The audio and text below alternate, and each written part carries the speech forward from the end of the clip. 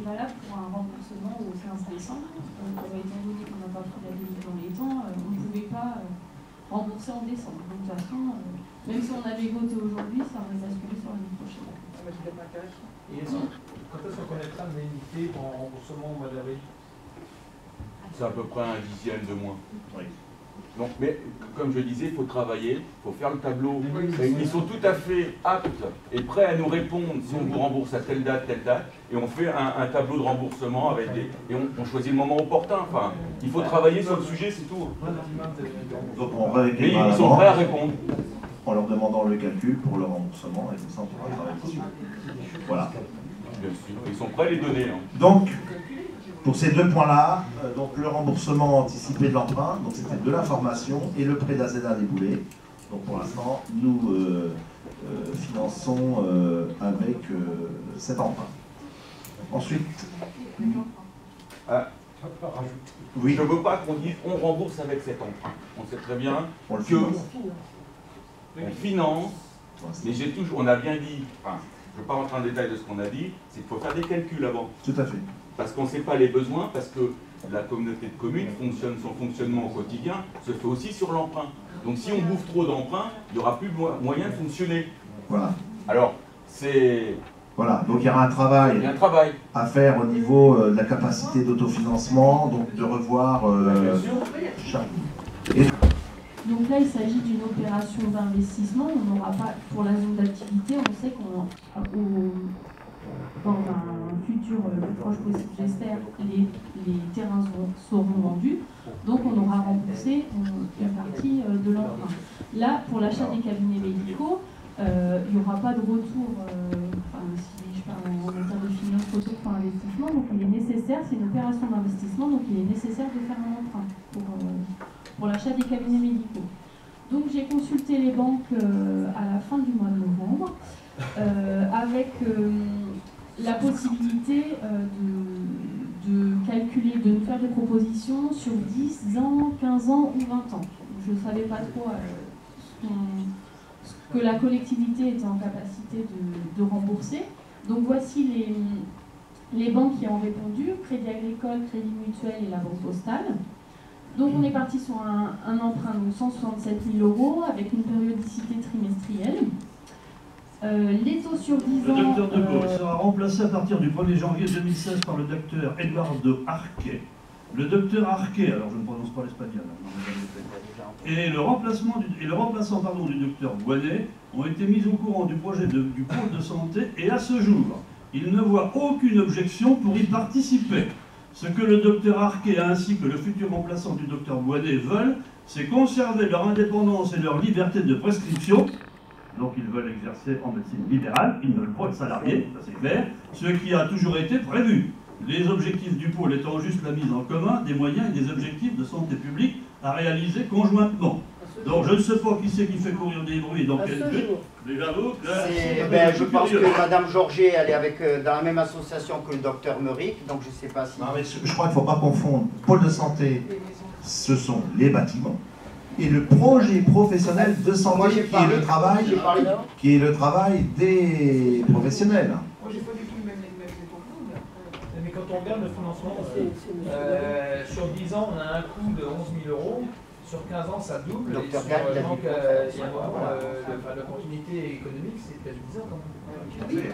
Moi, c'est ce que je pense, parce que de toute façon, après, sur le projet pôle de santé, sur les 3 communes, donc là, l'emprunt, cet emprunt-là sera peut-être un petit peu, on le prendra avec une durée un peu plus longue.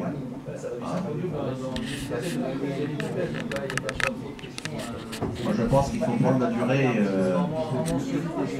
On a la capacité. Les médecins, j'ai bien compris qu'il y a deux choses différentes. Il y a le pôle de santé, les médecins veulent bien intégrer, mais s'ils ne veulent pas travailler ensemble, est-ce que la RS suivra le projet pour les subventions? Patrick, Jacques Lazer vient de te lire un courrier. Moi, quand tu m'as dit ça, je ne sais pas d'où ça vient. J'ai aucune information là-dessus. C'est pas toi que j'ai eu le directeur, et d'ailleurs le directeur m'a bien dit que ça gênait les médecins qu'on achète les cabinets médicaux. Ah non. Ah non. Alors à nouveau, ça c'est pour vous. Vous avez dit, M. Grégory, j'ai eu Madame Burgos qui a prévenu les médecins espagnols que la CDC achetait les médecins médicaux et ils ne laissaient pas les acheter de toute façon. Non, Patrick, il ne faut pas faire dire. Patrick, juste pour information, tu me l'as annoncé le soir où on a porté les prix des élections. Oui, tout à fait. Voilà, mais je ne voulais pas rentrer dans le débat parce que moi, quand je ne suis pas au courant, c'est pas la peine. Je n'ai pas pour l'habitude de donner des fausses infos. Je donc soumets au vote. Voilà, donc de choisir la banque postale sur 10 ans pour l'achat donc des cabinets médicaux situés au Theil-sur-Huisne. Qui est contre? Qui s'abstient?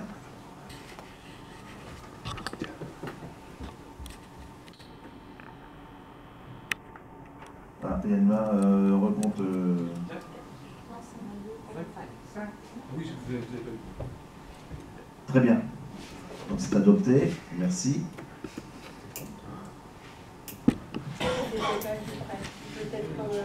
Il a l'obligation de débloquer quand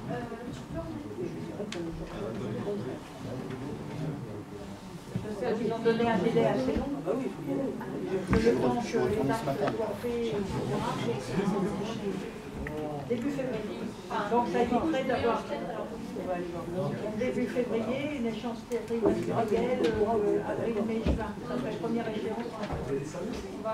Alors ça permettrait d'avoir des bonnes données sur le BC. Mais j'invente pas. Il n'y aurait que 3 échéances en... Non, mais je mets les propos du docteur Noël, mais Mais c'est toujours de la faute du président.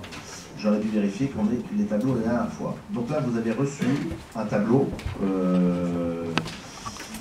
avec les lots, le lot 1, donc véhicules et risques annexes, le lot 2, dommages, lot bien. Vous avez les tableaux, non? Très bien. Voilà. Non mais, je reprends quand même ce que Jacques Cassier disait la dernière fois. On travaille sur beaucoup de choses et nos agents ont parfois du mal à suivre et sont obligés de faire quelques heures supplémentaires. Mais il y a des élus aussi qui peuvent travailler. Oui, non mais c'est un travail quand même, je dirais, fait par Delphine Levaux et qui est bien fait. Et rien que ça, c'est juste pour vous dire que ça demande quand même une petite journée pour le faire. Non mais je vous dis. Ah non, une journée pour faire ça, non, non. Non mais voilà. Non, mais...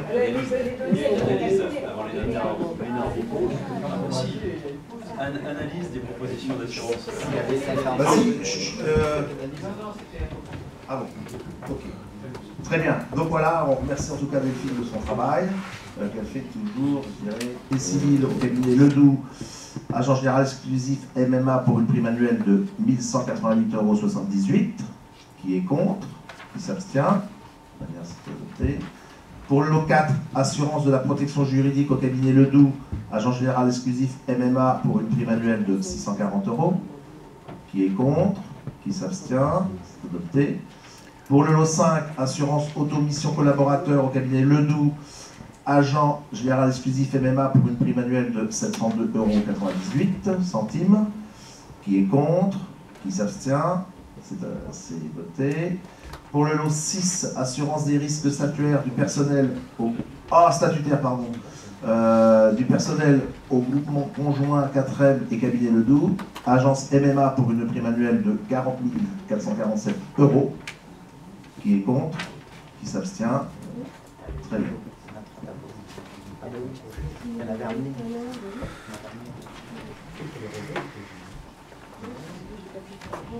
Nous allons passer donc au personnel. Suppression d'un poste d'agent administratif territorial de 2e classe.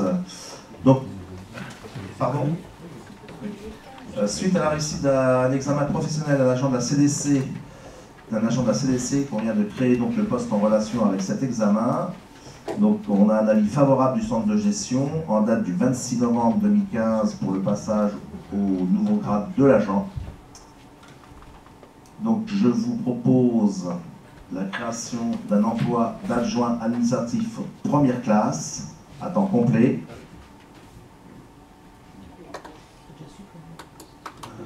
Pardon, non. Parce que j'ai un truc, c'est pour ça. Et j'ajoute que cette création résulte de la réussite d'un agent de la CDC à son examen professionnel. Voilà. Donc c'est la promotion. Qui est contre?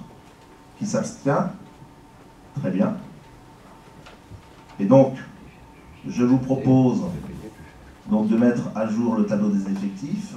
Et donc, je vous propose de supprimer un poste d'agent administratif de 2e classe. Voilà, donc, allez nommer au-dessus. On supprime le poste en dessous.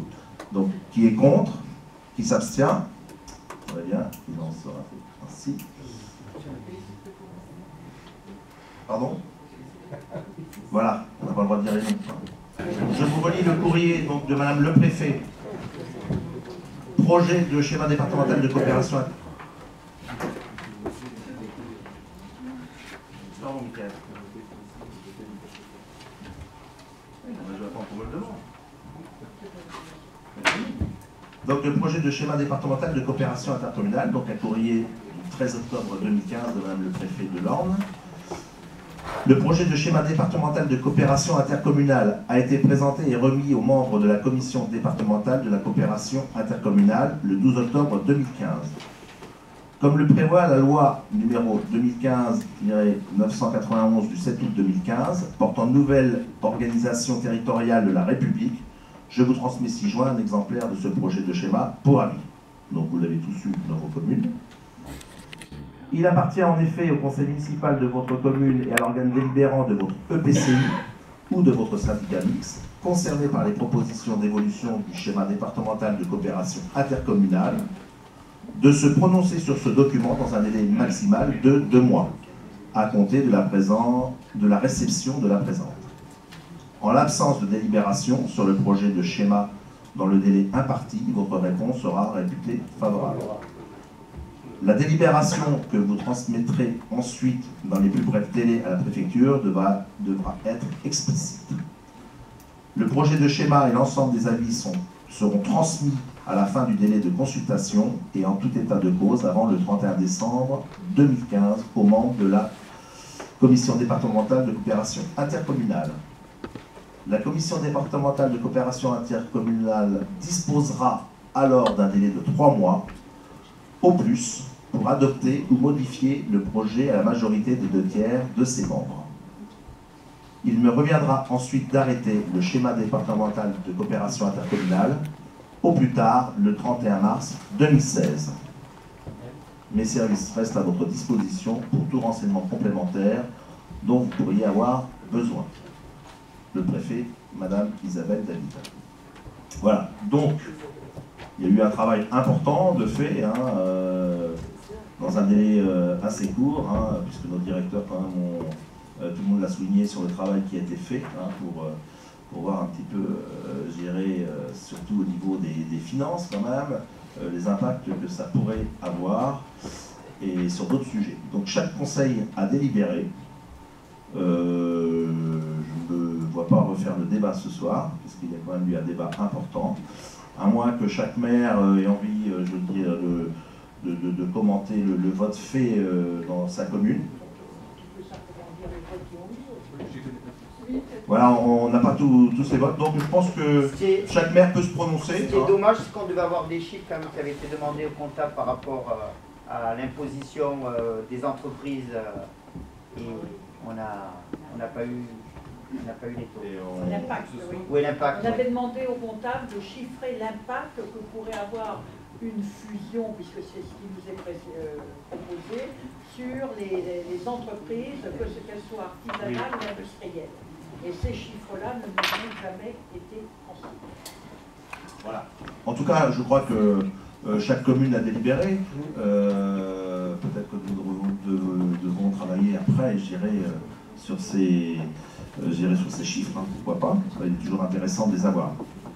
Alors moi, je propose que chaque maire se prononce, puisque on n'a pas toutes les délibérations. J'irai. Moi, je vais dire tout simplement qu'à Saint-Germain-de-la-Coudre, lundi soir, nous avons voté à l'unanimité contre la fusion. Même chose à Mal. Oui, pareil à Mal.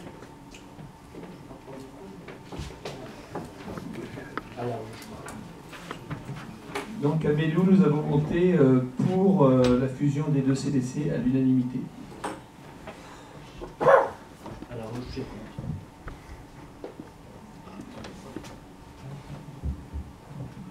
réunion de conseil mardi soir, Gémage a voté à l'unanimité contre. Amitié rajouté à l'unanimité contre. Donc Sorère, 12 contre, 2 pour. Ce donc 13 contre, 1 pour, 3 abstentions et 2 qui n'ont pas voulu voter.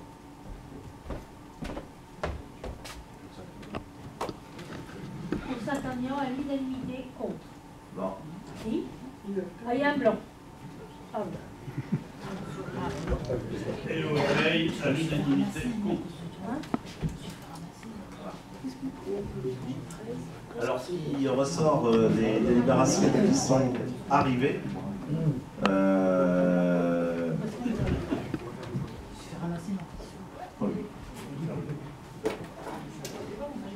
oui, non, c'était juste pour dire les raisons. Voilà. Donc,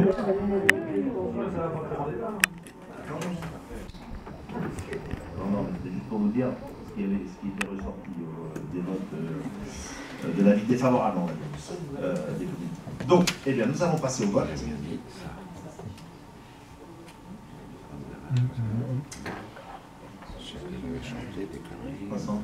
Non, j'ai rien dit. Vous avez souhaité la dernière fois? Ah non, la dernière fois j'avais dit à bulletin secret, mais vu comment est partie la tournure, je ne sais même pas s'il faut voter, parce que je crois que d'ores et déjà... Si, nous sommes obligés de voter, Vincent. Nous sommes obligés de voter. Non, mais vu toutes les réponses, on connaît là. Donc il y a un vote qui était prévu. Est-ce que tu réitères ta... Non, aujourd'hui non, puisqu'on a la réponse de tout le monde déjà. Enfin, ça sert à rien, enfin pour moi, ça, je pense que ça sert à rien de voter à billet secret, étant donné que... Bah, billet, oui, quand même. Oui. Moi, tu m'as posé exactement. C'est ce que j'étais en train de dire. Maintenant, si quelqu'un... Il n'y a pas qu'à moi qui vous poser la question. Hein. Moi, j'avais dit au début, vous n'avez pas eu. Très bien, donc nous allons voter. Ah, mais j'ai posé. Hein. Non, t'as demandé à Vincent, ça Oui, à Vincent. Oui, mais... demandé à tout le monde. Désirez-vous voter à bulletin seul?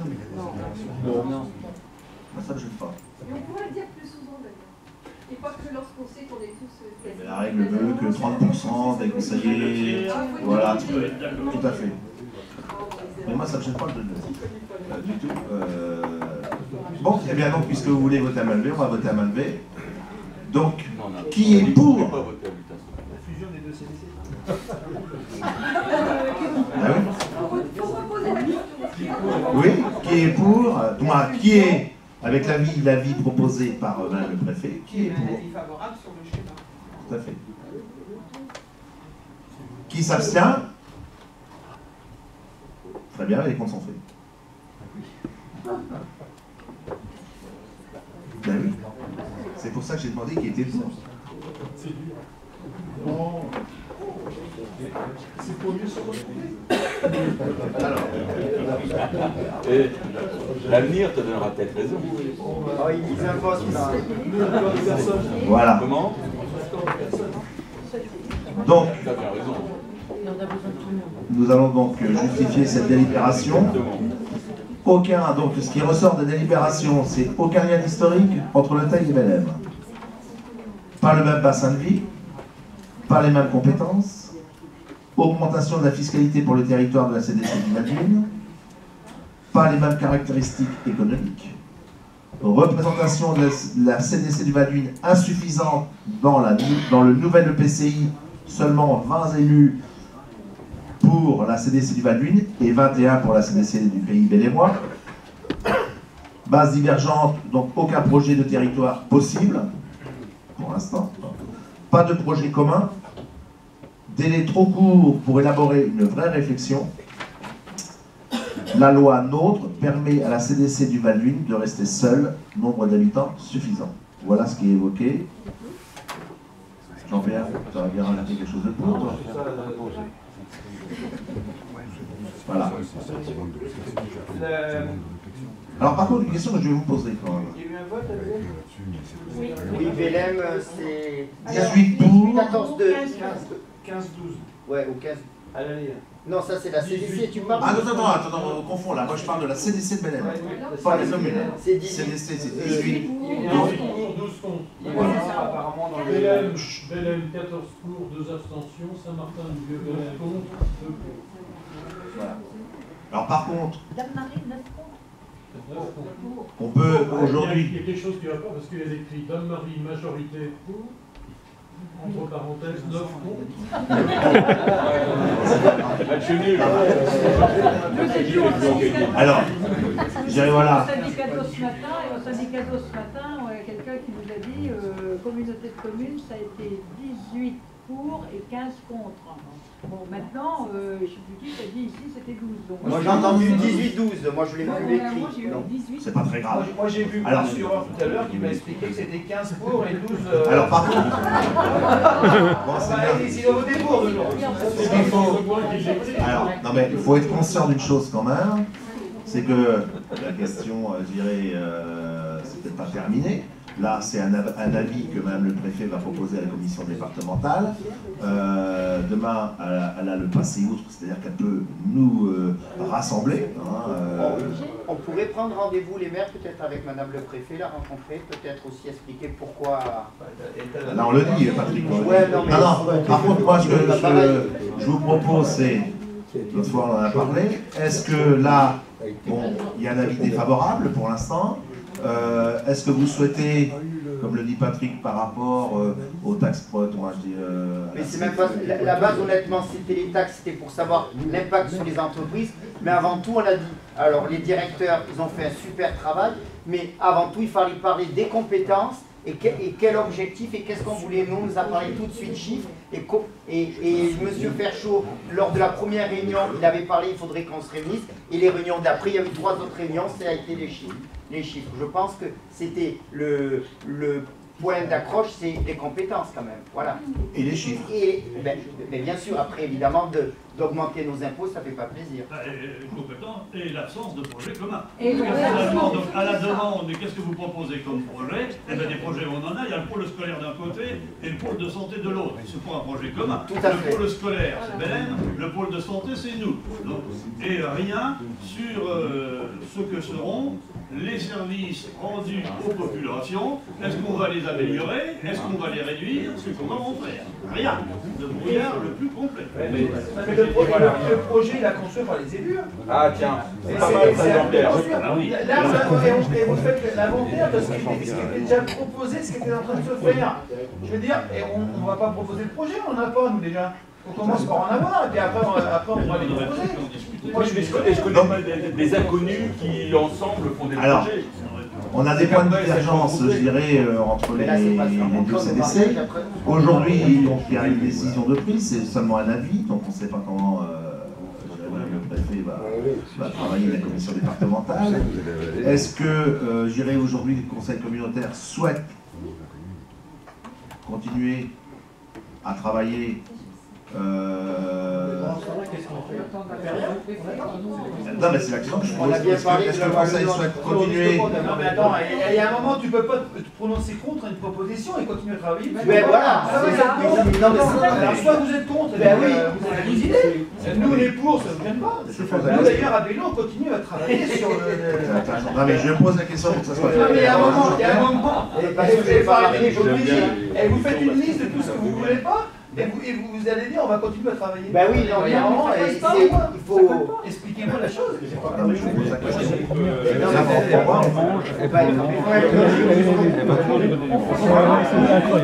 La question, et on est...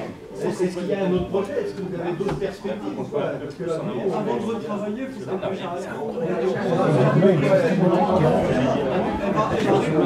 donc Saint-Agnan, moi par exemple, Saint-Agnan, dans la réponse, on a répondu qu'on n'était pas d'accord avec l'avis de Mme le préfet, mais qu'on repartait sur l'ancien schéma départemental qui partait à plus de 2. aller plus loin si on veut, mais bon, c'est ouvert. Déjà, je me sens très fermé. Non mais je veux dire que, non mais il y a un moment, la discussion qu'on a aujourd'hui, il y a 25 ans quand la CDCSF c'était la même. Je veux dire, Ceton n'avait rien à voir avec le TEI n'a rien à voir avec Vélo, et on s'est mis ensemble, on est tous là. Et la question la prochaine fois, parce que si on nous oblige à fusionner, il va bien falloir qu'on travaille dans l'intelligence et qu'on soit porteur nous-mêmes de projets. Tous les soins nous-mêmes porteurs de projets. Si on n'a pas de projet, c'est sûr qu'on a envie de rien. Ce qui est un peu dommage, c'est que le projet est quasiment imposé. Est-ce qu'il y a eu des discussions pour d'autres solutions? Moi, je ne sais pas, par exemple, pour avoir travaillé avec la CDC de Perche Sud, moi je ne voyais bien, je suis désolé, finalement, donc je fonctionnais avec Perche Sud. Pourquoi pas? La discussion était plus ouverte. Ah, mais quand on parle de bassin de vie, quel est le bassin de vie avec Perche Sud? Il n'y en a aucun. Non mais excusez-moi. Au niveau du collège, on travaille ensemble. Non, mais attends, on a travaillé ensemble aussi sur le pôle de santé. Qu'est-ce qu'il y avait? Bon, l'électricité, l'eau aussi.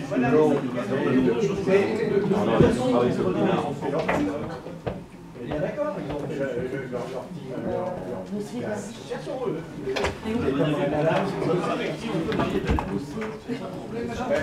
Oui, c'est ça. Et nous, on est là tout seul, et il n'y a qu'avec nous, en fait. Tout seul. On n'a rien fait.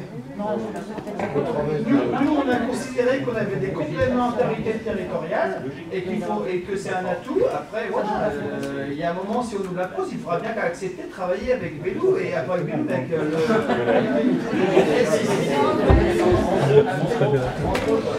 Mais je veux dire, voilà, nous c'est pour ça qu'on est ouvert et on a envie que ça bouge. Et tous les arguments que vous avez déployés là, en fait, ça peut très bien se retourner en des points positifs. Hein. En économie, mono-économie, c'est quand même pas bon non plus. Aujourd'hui, on voit l'industrie, ils sont quand même pas créateurs d'emplois. Alors si on arrive à maintenir ceux qui existent, très bien. Mais il faut aussi développer autre chose. S'il y a du tourisme, bah, tant mieux. S'il y a de l'agriculture, bah, tant mieux. C'est quand même des champs ou des points où on peut essayer d'améliorer et puis aussi de maintenir un certain niveau d'économie. Tout ça, c'est oui, c'est non. C'est pour ça que nous, d'ailleurs, on a répondu pour le développement économique, on le voit à une échelle plus grande. On est bien comme on est. Très bien. On envoie ça.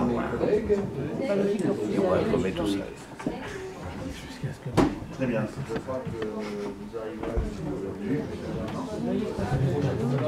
Voilà. C'est fini. Les prochains conseils. Donc c'est le jeudi 17 décembre à 20h. Tout à fait. Ensuite, on a programmé celui de janvier, le jeudi 28 janvier 2016. J'avais juste une question par rapport aux articles. Je finis, après il y a des questions. Hein. Ah, je croyais que donc, le jeudi 28 janvier 2016 à 20h, on avait même programmé celui de février et celui de mars, Michael. 17 décembre, la prochaine. On n'a pas le choix. Mais ça joue tout seul. On n'a pas le choix. Donc 28 janvier, ensuite Michael. Donc on n'a pas mis les autres, mais... 28 janvier. Oui. À 20h. On vous transmettra par mail les autres programmations. Michael le mettra sur le compte rendu. Comme ça, on aura toutes les réunions pour le premier trimestre. Et c'est marqué sur mon agenda. Non, il n'y en a pas, il n'y en a pas. À venir, à venir. Oui, la semaine prochaine, c'est 20h la réunion. Oui. Il risque d'avoir pas mal de personnes en retard parce qu'il y a une petite commémoration des pompiers à ce soir. Remise de grade à 10. Remise de commandement. Ben oui, voilà. On peut mettre 20h30. Si ça ne vous gêne pas, on met 20h30. C'est gentil. Merci. 20h30. Voilà, tout à fait. Ben, moi aussi. 20h30, très bien. Merci Patrick. Une question, puisqu'il y avait 3 maires qui étaient invités à la réunion sur le pôle de santé. Vous êtes invité à la réunion. Oui, on a bien participé à la réunion. Nous a demandé où nous en étions. Donc,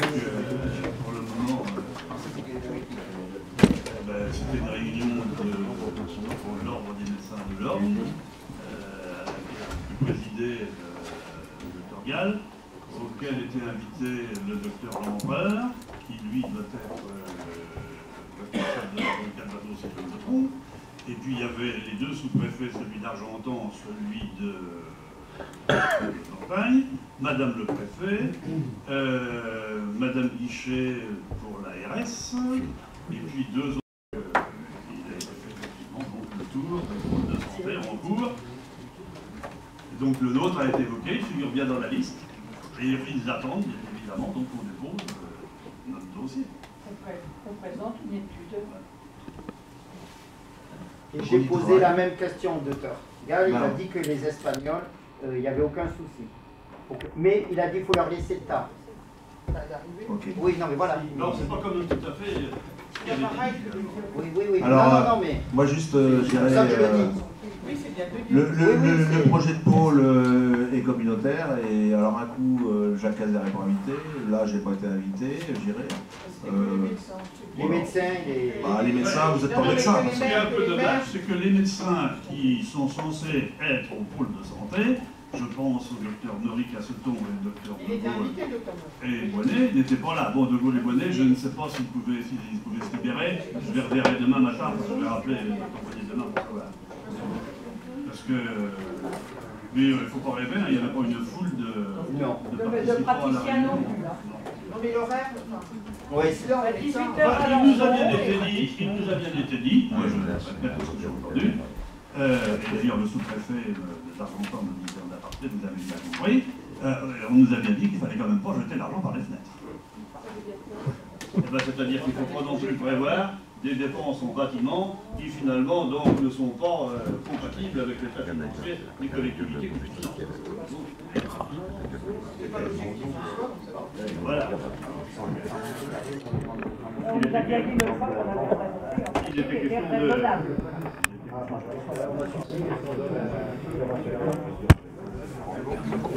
Il y a des choix où il faut savoir ne pas entendre.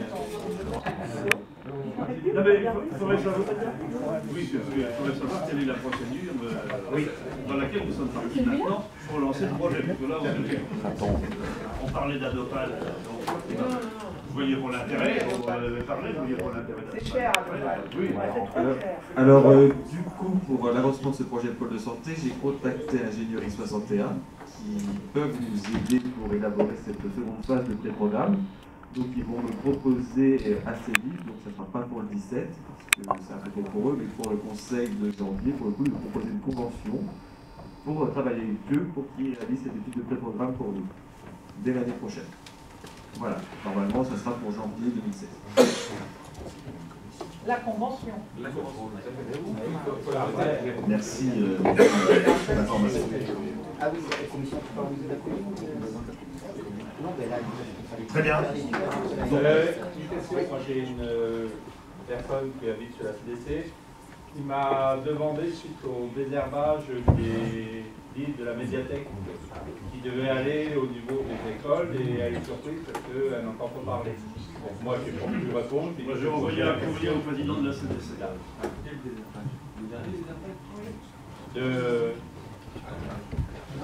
Alors, le dernier désherbage, on remonte à la vente de livres qu'on avait fait au mois de juin. Le désherbage, avant de faire le désherbage et de proposer les livres à la vente, Angelina, la responsable de la bibliothèque, a contacté toutes les écoles. Et les écoles ne voulaient pas des livres. Elle a bien contacté les professeurs des écoles, pas les associations de parents d'élèves qui apparemment voulaient des livres. Ah. Ce qui est totalement différent, on est bien d'accord, mais les écoles nous ont dit... Ouais, moi c'est le parent d'élèves. Non mais voilà. Je ne sais pas qui a contacté. Ça m'aiderait que Benjamin ait refusé les livres. Moi c'est une parent d'élève. Alors, je crois que on reprendra la vieille formule, parce qu'en fait j'entends un peu de tout. Des livres qui vont à droite, à gauche, qui se retrouvent sur des greniers. Moi je veux bien, donc je pense qu'on reprendra